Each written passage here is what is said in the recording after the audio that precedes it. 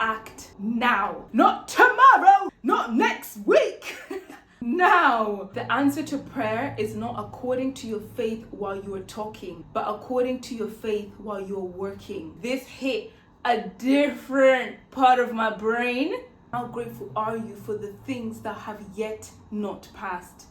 Hello everyone, welcome back to my YouTube channel. If you're returning, what's up? If you're new, hello and welcome. It is your girl Aggie, and this channel brings you my two passions, which are all things dance, all things wellness, and then sprinkled with little bits of vlogs and life and all that good stuff. So today is the day. If you've not been following me on Instagram, you should. I have been raving about this book to the point where I have finished it, read it again, finished it. Now I just read it daily. It's like my new Bible. I promised I would make a video about why I keep raving about it, and now I think I'm ready. I wanted to speak about it in a way that is direct and intentional because I could blab all day about this book, but we're going to be precise and to the point. Firstly, this is the best book I have ever read, and I've read many books, especially personal development. I'm your gal, but this is the best. And this video, I'm gonna tell you why this is the most important book I've ever read, and why this is gonna be the most important book you ever read. Yeah. I felt so compelled to share because on this channel, I just want to share as much as I can with you. Anything that works for me, I will share with you, especially when it comes to wellness. So this is just my little hope that someone will see this and maybe get it, and it might change their life as well. So sharing is always caring. If you have a book that you feel as passionate as I am about this book, you better put it in the comment section so that we can all win. Okay, we all win here. The book is called The Science of Getting Rich.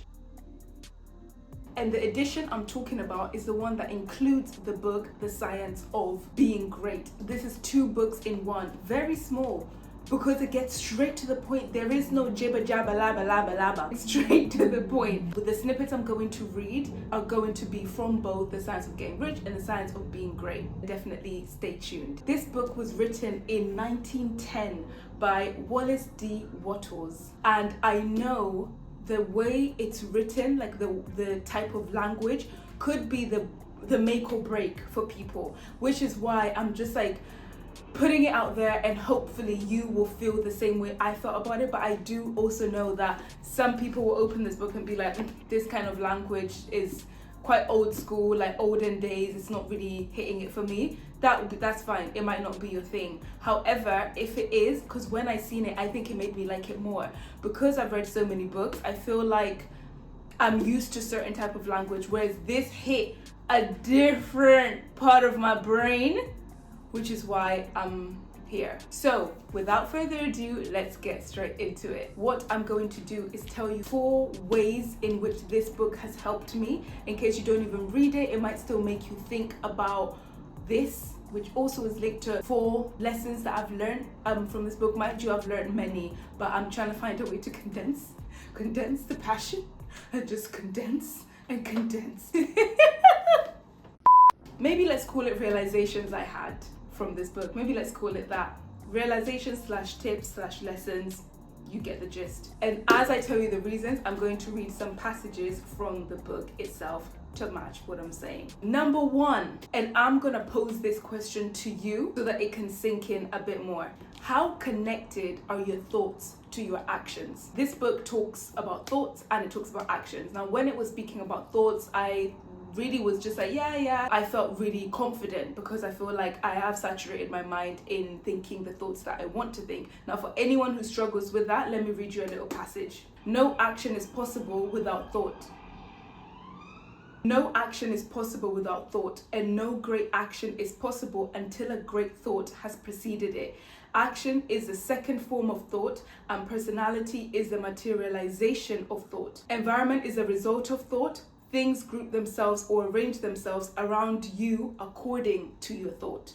So if you're someone who maybe struggles with what thoughts they think, that will be the first thing to do.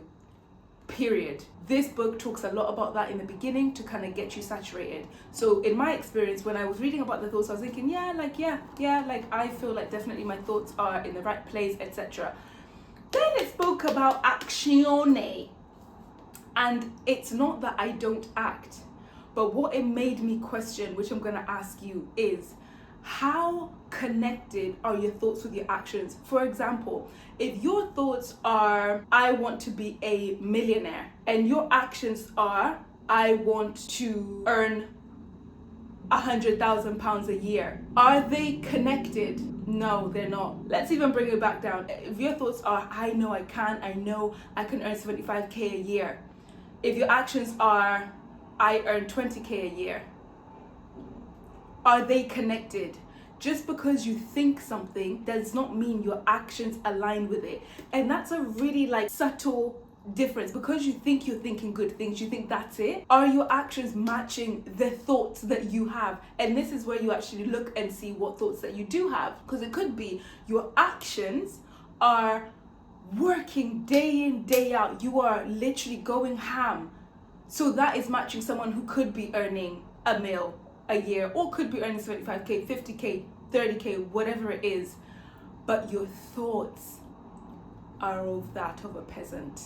So it could fluctuate either way. You just need to know whether they are aligned.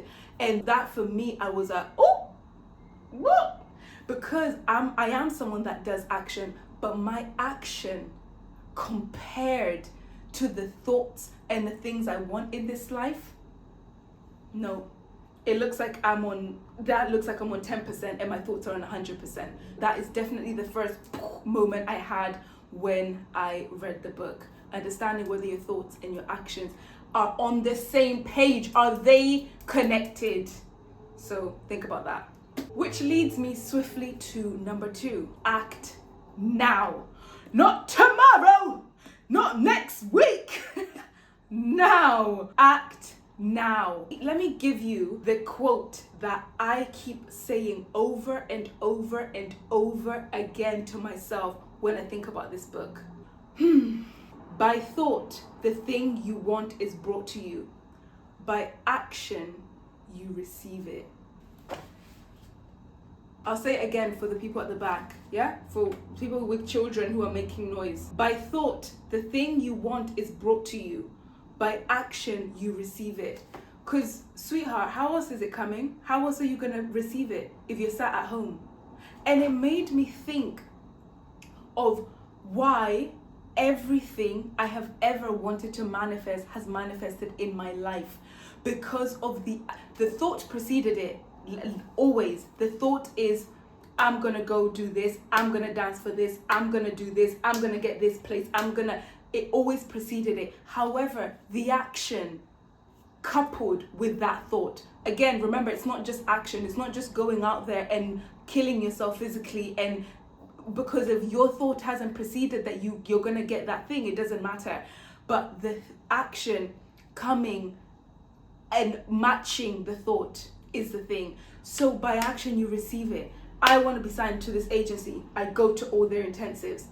That's the best example because that was a recent thing that happened. I was so sure. My thought was like, I deserve it. But I did everything in my physical presence to match that.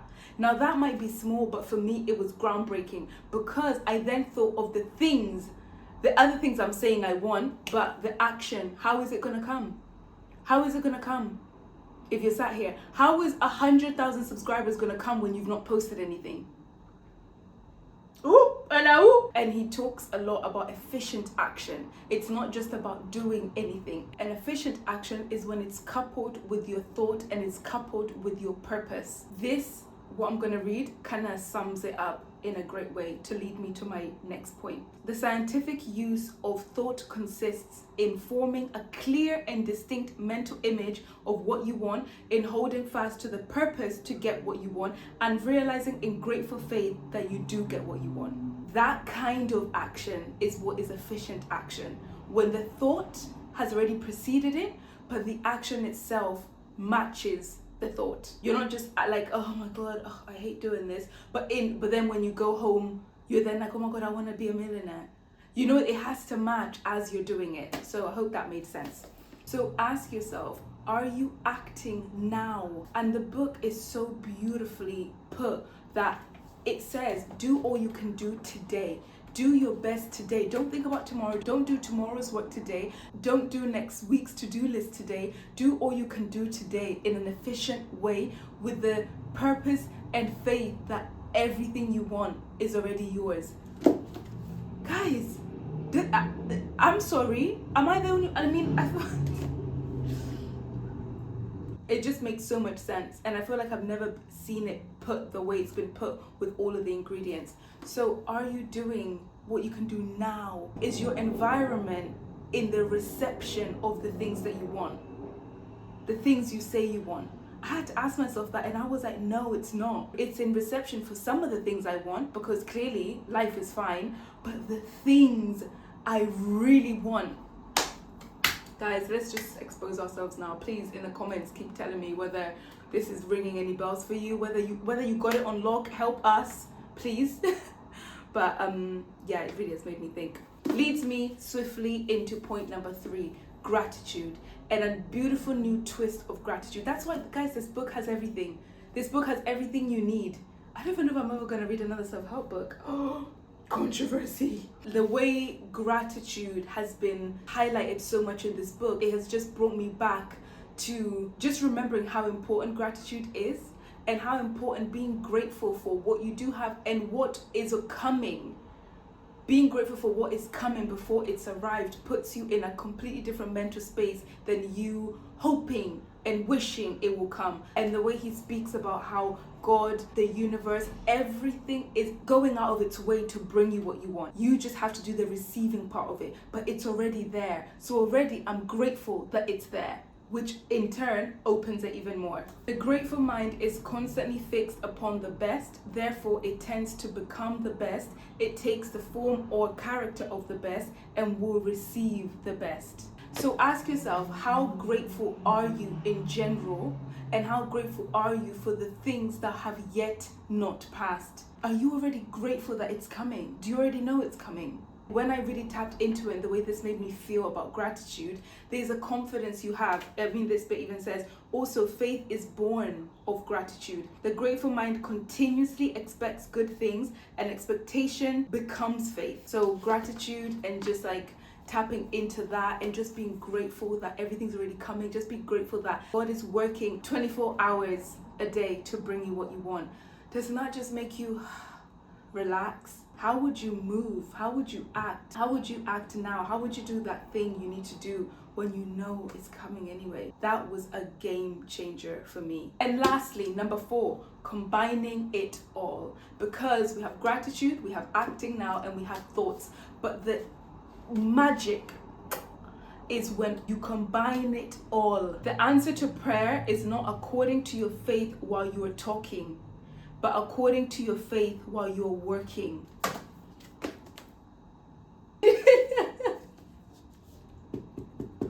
It's because he has so many just like one-liners that he just says and casually goes. The book is not long. The book is like 100 pages each.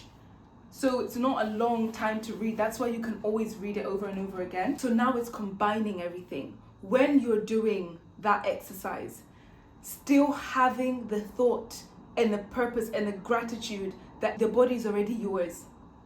So do what you can now with already the thought that what you want is yours, and have a grateful attitude as you do it. That's it. That is the key. So because I feel like sometimes we do, let me read that bit. Let me read you that bit, because those ain't my words. Every act can be made strong and efficient by holding your vision while you're doing it and putting the whole power of your faith and purpose into it. It is at this point that people fail to separate mental power from personal action. They use the power of the mind in one place and at one time, and they act in another place and another time. Does that ring a bell to anyone? Because it rang a bell to me. I'll have my meditation morning, yeah, zen, zen, zen. Then just go do something. Why are they not combined? I've never even thought of that. That's such a small detail, but when you get it, you get it. Marry it together. I'm just reading you little snippets so you know whether this book is for you or not. And behind this purpose must be an invincible and unwavering faith that the thing is already yours and that it is at hand and you have only to take possession of it. That reminds me of what I feel like I've done by bringing a lot of things into my life. I already believe it's mine. But this has added a layer of doing every act I do to an efficient manner. I imagine how strongly I've brought things into my life by doing it that way. Imagine if I did every act with that intention behind it. Guys, my life's already like changing because of it to another level.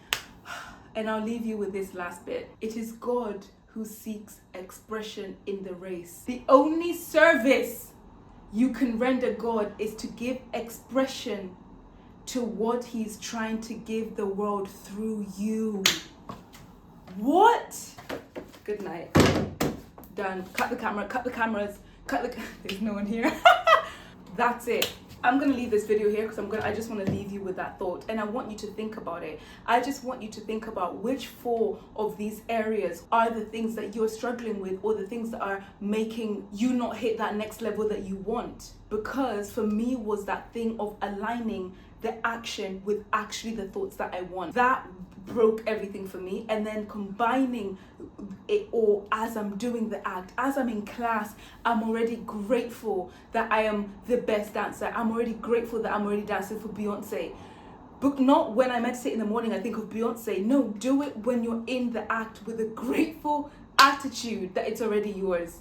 So thank you so much for watching this video. I feel very passionate and I hope you took a little bit out of it. Please let me know in the comments what you took out of it. This is a safe space. We're all just trying to learn. We're all just trying to grow together. So let's do it together.